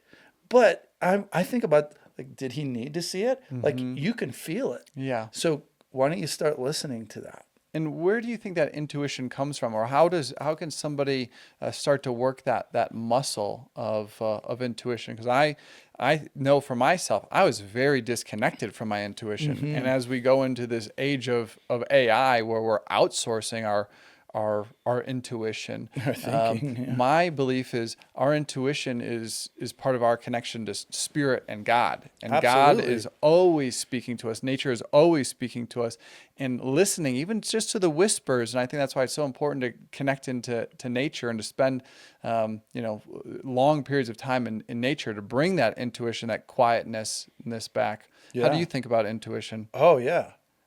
So intuition is something that you train. You can dull or deaden your senses by overriding your intuition over time to the point where you can even begin to enjoy what is bad for you because you've accustomed yourself to it. And then you taste something good and you don't even recognize it as good on a shallower level. But on a deeper level, I think we have that wisdom in us. And you mentioned God, and there's this idea of listening to the still small voice. There's this passage in the Old Testament that says, the whirlwind came and I listened to the whirlwind and voice wasn't there. And the thunder and lightning came and that wasn't the voice of God, but the voice of God came in a still, small, quiet voice. And being able to listen to that divine voice in the little things.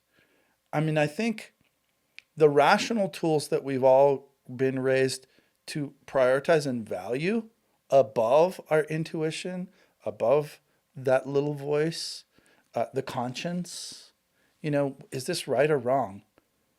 That's an intuitive thing too. These rational tools are starting to fail us because we're learning how to game them. Just like artificial flavorings are gaming our senses. Why do things taste good? Well, things taste good because we're wired to look for the micronutrients that our bodies need. And when we find them, it's appealing. So we can go into a lab and we can fool that system. Yeah. We can decouple. We've gotten really good at that. Right. This podcast is brought to you by BeMicro, organic freeze-dried microgreens for easy, everyday nutrition. Sprinkle them on any meal and enjoy the benefits. Shop now at BeMicro.farm and use PLANT15 to save 15% off your next order. Well, the same thing is now happening on, you mentioned AI. We're seeing images that are not real. And we are no longer able to rationally discern what is real and what is not real. And if you think it's not, that doesn't matter. I mean, it matters to know, reality is truth, and truth is one of the highest, most important things. Being lied to constantly is something that we're all being lied constantly to. And so the ability to use your intuition to separate your conditioning and what you want to believe is true. It's easier to sell someone a lie that they want to believe is true. To be able to like discern through this is going to be an important skill for us all. A lot of us are not going to get that skill, and we are going to be led down a garden path to our own slaughter. And we can lose that skill. I know my first sign of losing that skill of intuition was around like around directions. I used to be in software sales, and in software sales, I was knocking on doors, and I got a Garmin GPS, and I just let that GPS tell me where to go. And now Right. here I am 20 years later, and I'm like, how do I get to Denver? How do I get anywhere without my GPS? And it's Right. like, okay, that's just one thing. That's just directions. Right. But if I give that away to my phone, to the AI, to whoever, I'm like, I'm not going to know how to do anything. Right. And at the risk of sounding like an old fogey or whatever, like being able to do arithmetic in your head, being able to remember phone numbers and remember to memorize poetry or to memorize, things that are important, a mantra or a scripture or, a piece of wisdom, to hold that in your mind, to know, where you are on the planet and how to get there, to recognize even, the subtleties of the season, knowing when a storm is coming by feeling it. These are things we're rapidly losing, but we can also rapidly regain if we begin to see the importance of them and internalize them. And I think you can be sold a lot of nonsense that you can actually, you don't need an authority. You don't need Google to tell you that the earth is round, because you can see shadows and you can see celestial bodies above you, and you can work it out with your own mind. And then you can also, part of my heritage as a person from a different culture that I grew up in is that there's a higher value placed on intuition. Making business decisions, the American way or the modern way, which we are going to have to grow from, is to just use data and rationality to make all of these decisions. But when you have a small business, a lot of times you don't have all the data. You have to make a gut decision based on what you feel. And so that is that's a skill that's valued in the Middle East. Being able to tell when someone is lying to you. How do you know? Well, you don't know how you know, but you know. And so those are all, and you can apply that to food as well, of course. We have these incredible sensors that can tell us when what we're eating is really real or not. What are the skills that you think are most important for your kids that you're instilling into them? What are going to be the most important skills as they grow up? I think doing things, like, how do you recognize when something is a fraud or a counterfeit? You don't actually get there by studying the counterfeit. You get there by studying the real thing. So spending time in nature, that's how you get to know, how things should be. And then you can compare that to everything else. Because nature doesn't lie. Nature is perfect. It's true. It's true. It's real. True. Yeah.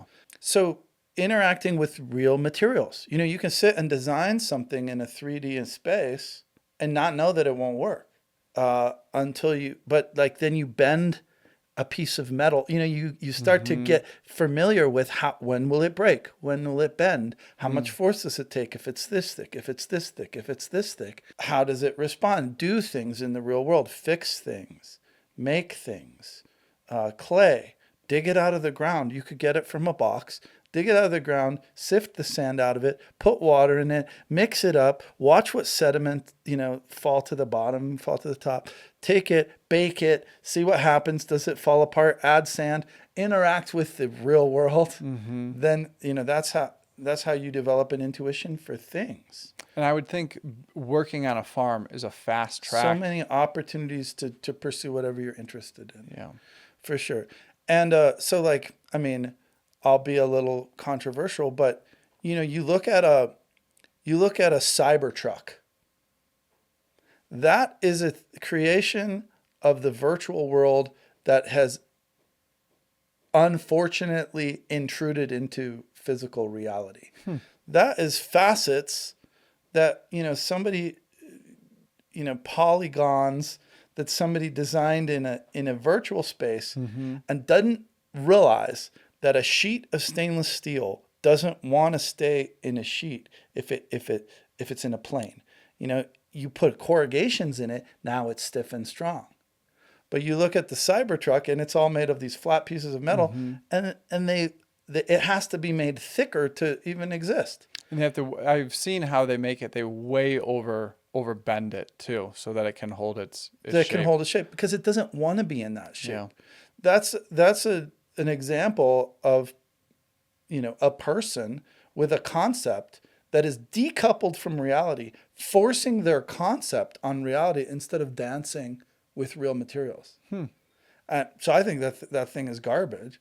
And whenever I see it, it makes me have a certain opinion about the person that's driving it. What do you think is cool in the world? Like, this is another thought that is blowing my mind. So wood is the most precious material in the universe. You got whole planets made of diamonds or gold. Right? Yeah. But wood is life. And nowhere else do we know that wood exists. Wow. Could it exist without the right mix of elements and life and the energy and the water and the oxygen and the atmosphere that we have on this planet? Wood is so incredibly precious. And it's just like appreciating these things that are around us. A pallet is more precious than a bar of gold, right? In the terms of the entire universe. Appreciating the beauty of natural things. I think valuing. So the economy is all about value. Money is about value. But value is about values, right? Supply and demand. The demand side of that thing, that's about what do we like? What do we demand? What do we want? And so being out of step with the global economic system is about valuing things differently, about appreciating a moment with a friend, a song that you can play on your guitar. Does it sound as good as whatever's on Spotify? It's not even comparable. It's a moment of connection with a friend that is immeasurably beautiful. And your Spotify will never compare. It will never replace that moment. So and that's free. You could even make the guitar out of a discarded pallet wood and make a song that would give you that experience of pleasure, of connection, of joy, and it's free. The best things in life are like that, right? Yeah. Food that you grow yourself, it tastes better. You put it under your tongue and your cells come alive. You can't find it at Whole Foods. Yeah. You can't order it from a, meal from a box. Right. So being out of step with the values of the economy, I think is the best way to find your way to that joy, pleasure, connection, reality, truth, peace that we all are looking for, but you can't buy it. So we're being sold this idea that, well, if you sit in front of that screen, if you perform in that, then you can buy the good things in life. That thing, we are all learning that is a lie. We all need to learn that that's a lie. Find that joy in this plant here in a jar that was, used for something else and then reused. And you can take a cutting of this and put it in there and put some water. And that thing has more joy in it if you truly value that than anything you can buy.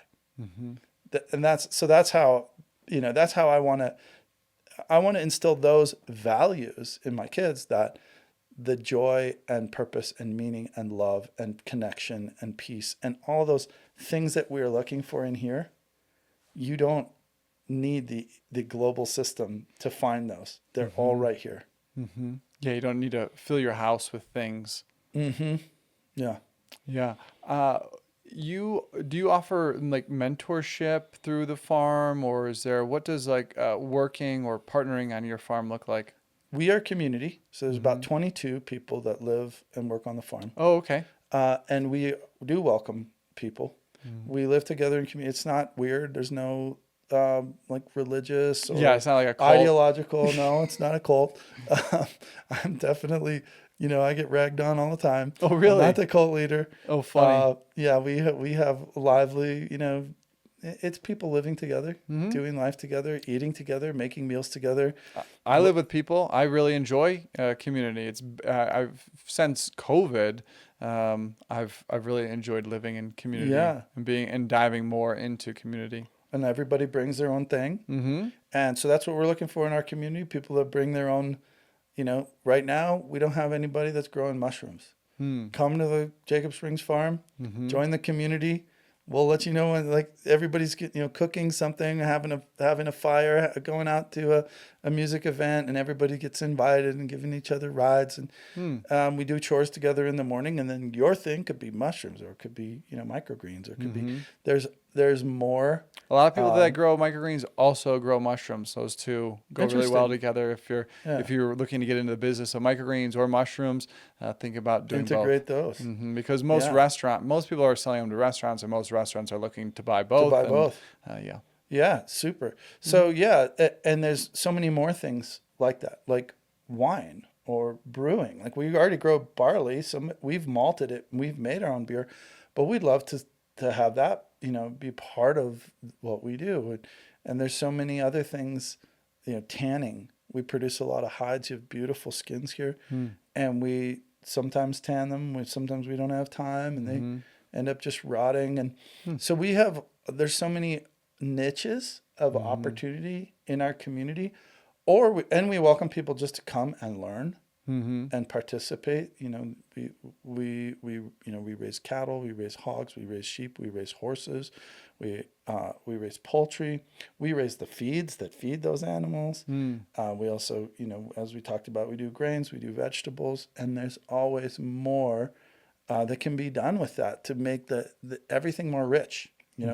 The ingredients that we have can be recombined in sort of endless ways. Like we should be making pastries with our local fruits and our local grains. We're not doing that enough, right? So we are looking for people to kind of join in and make the community richer. The community around our farm, but also the community of all the customers that come in and appreciate and benefit from the things that we're doing. Yeah, so there's a number of ways to do it. Could be just come and join in. Do you do farm tours? Informally, when people come, we show them around. Another thing we do is sort of a farmer cultivation program. When there's a person that is really motivated and wants to do this for themselves, something similar, they can come in and spend a couple of years and learn, and we will send them off with all of the equipment and knowledge and techniques and the business plan, the business model to help them get established. We've started a number of different farms from our farm people that have come and spent time going through this program, mentoring. I'll mentor, and they will need to be self-driven and kind of take their own thing and grow their skill set. But yeah. Who does being a farmer turn you into? Who do you become when you decide to go down the path of being a farmer? Well, farmers a lot of things to a lot of different people. The way I do it, it's really about becoming a well-rounded and very capable person in a lot of different dynamics.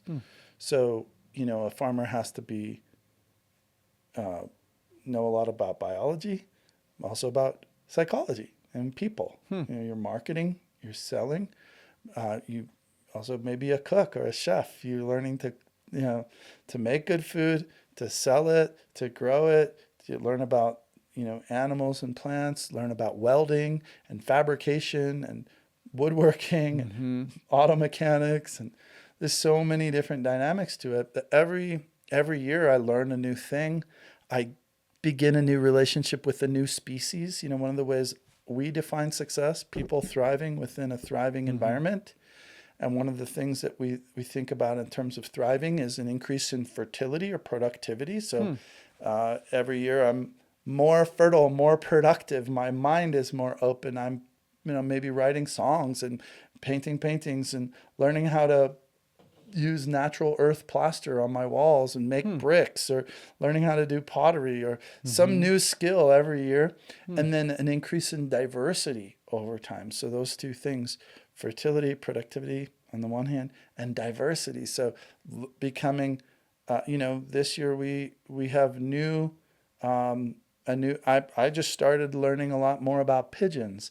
Raising pigeons and doves is something people have done for thousands of years. I know Mike Tyson loves it. Yeah, they go out and they harvest. They forage and they come back, and you can harvest them for food, and you can also use them to send messages.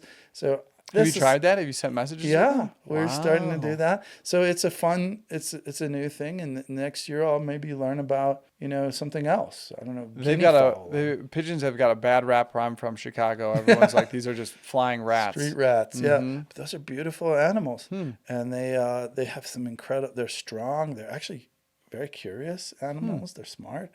So something to, just a new thing all the time. Just keep learning and making the world around you richer and more diverse and more interesting and more tasty and more fun. Yeah. Anything else that you want to share? Yeah. Anything else that's kind of on your heart or? I think you asked about my connection to nature. More and more to see yourself as nature, to see yourself as nature expressing itself, and to integrate and to recognize. I think the really unique thing about us humans, beavers have their role. They do their thing. They do their one thing really good, and they're indispensable and they're irreplaceable. And every microbe that we know and don't know also has its niche and its role and its purpose. So for me, it's to understand what is our niche as humans, members of the human species. There's a few things we do really well. Long distance running is one of them. But communicating and thinking and engineering. We're ecosystem engineers. And so we actually have this incredible role to make decisions about how environments are going to be. And we do it whether we embrace that role or not. We are engineering our environment constantly. And that's a role we can embrace within nature. And then me as an individual, what is my niche? What is my role? And I think a lot of times, like when I was younger, it appealed to me to maybe change the world as a nebulous concept of the whole world, or to have some great idea or some great product or some great cause. And I think as my self has become more clear to me, is actually a narrowing and a focusing of like, my role is this land, these acres here, this creek for this mile, these 20 people that I'm investing in, that I'm loving, that I'm sharing life with, that I'm allowing to speak into me and who I am, to reflect back to me how I need to keep growing. And so finding your role, your niche within nature, both as a member of the human species and then as an individual, in relation to the community of other humans. So I think that's kind of been the process I've been on. It's kind of broad or corny, but I think really in the end of the day, it's how to live with each other, how to live with prairie dogs that might be annoying to farmers, how to live with thorns and thistles and find out, these aren't as bad as I thought. Actually, I want to plant this weed because I thought of it as an obstacle, and now I think of it as a friend. And so integrating myself with the community of humans and the community of plants and animals and microbes, and finding a harmony and joy in all of that. And maybe on the other side of that, how do you think about technology and AI? Yeah, there are lots of reasons to be cautious about what we give power to, including machines that are very simple, like we were talking about. A meat grinder is just a simple mechanical machine with a hand crank, and I wonder if that's as good for me as I thought it was, because maybe I'm not chewing the way I should. AI, do you want to give that power or not? And then one of the most maybe poignant things that I've heard about this subject is, we all sort of dreamed that machines would do the mundane tasks for us, the cooking, the cleaning, the washing up, so that we could do poetry and art. Yeah, we just all become philosophers. Yeah, but what it's turning out is that AI is doing the poetry and the art, so that we end up doing the cooking and cleaning. And that sounds, kind of about right. But the thing is, there's actually a great joy in the cooking and the cleaning and the eating and the sweeping. And for me, there's, I used to code. I used to be in front of a screen. I used to think that that was really cool. And the more and more I see where it's going, the less I'm interested in it. The more I can't trust what I see on social media, the less I'm interested in social media. The more I'm interested in pottery or making jewelry or, learning how to really cook the best, noodles, buckwheat noodles that I can grow. Getting a relationship with buckwheat, this, plant. So for me, the relevance of it, the scariness of it is really related a lot to how attached you are to the digital world. And the less attached you are, the less scary it seems, because you can kind of just unplug it. Now it is intruding into our world. The killing drones that can kill humans. I mean, those are real, and we have to be thoughtful about what we give power to. Personally, one of the best ways to take power away from that is just turn it off. Yeah. Just does that make you happy? You are addicted to it.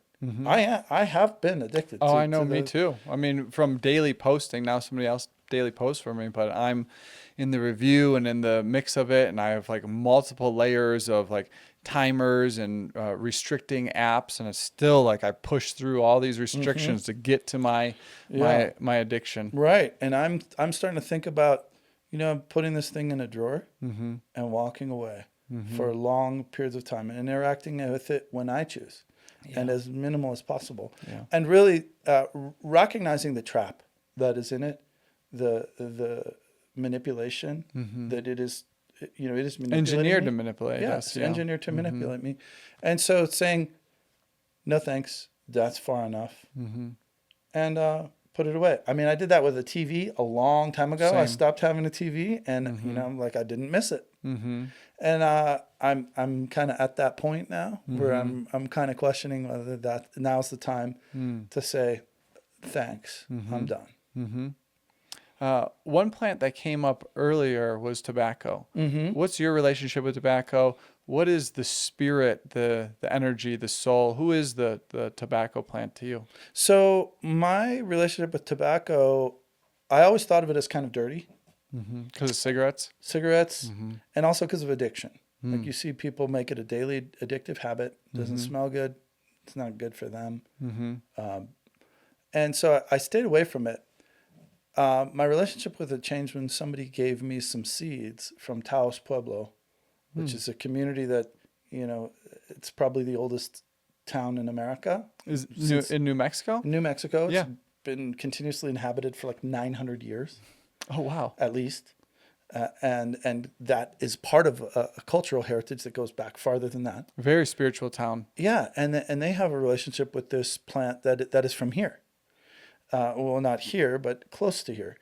And it's a much more like if you've ever seen Virginia tobacco or the big Eastern tobacco, it's got like these big glossy leaves and it's tall and it's the New Mexico tobacco is this small plant. It has this. It's modest. It grows quickly because it's a short growing season. It's frost tolerant, and it's extremely potent. It's like whereas cigarettes have like 0.5% nicotine, it has 15% nicotine. So when somebody gave me this seeds, I planted them and they thrived. They like it here. And I'm always interested in things that grow here without me having to like really baby them. So I, cut some leaves and smoked it and found a very different experience from what I was expecting. I found a very spiritual experience. I think what it's taught me, I have developed a relationship with that plant. I smoke maybe once a month. And I think. Do you inhale into your lungs? No. No, I smoke it in a pipe form, which is the traditional way that native people used it here. I'm intentional about giving thanks and gratitude, remembering the 4 directions, Father God and Mother Earth, and taking a moment of gratitude and connection with that. That's a traditional practice that's connected with that plant. And I find that it also makes me high, but only for about 5 minutes.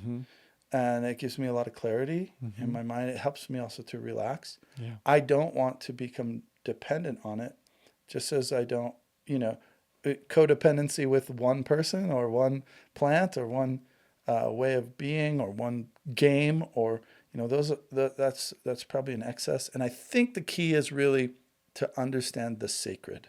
Yeah. So what it means when something is sacred is it means it's special. It's set apart. It's not every day. It's not all the time. It's not constant. It's a moment to stop what you're doing and interact with that thing with presence.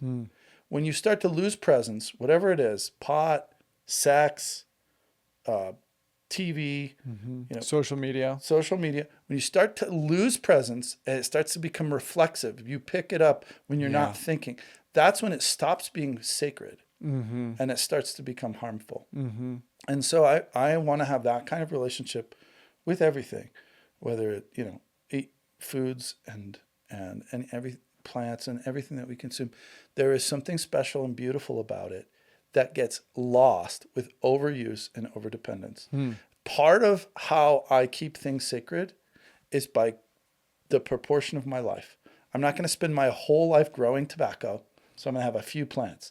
If I only have a few plants, I'm never going to be able to consume it every day because I only have. So for me, growing it myself helps me to keep it in perspective and in proportion and keep it in that sacred space rather than becoming a daily reliance on it. So beautiful.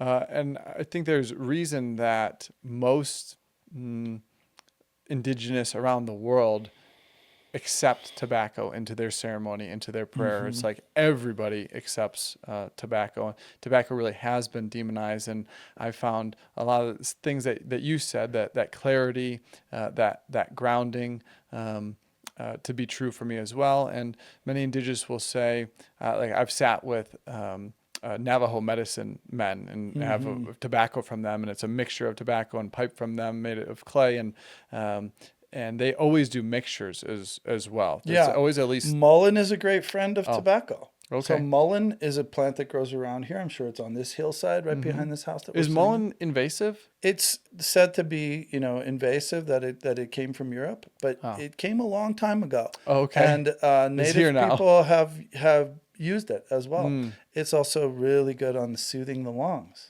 So mixing it with tobacco is a great way to sort of balance the harsh elements of tobacco. It's got kind of a lemony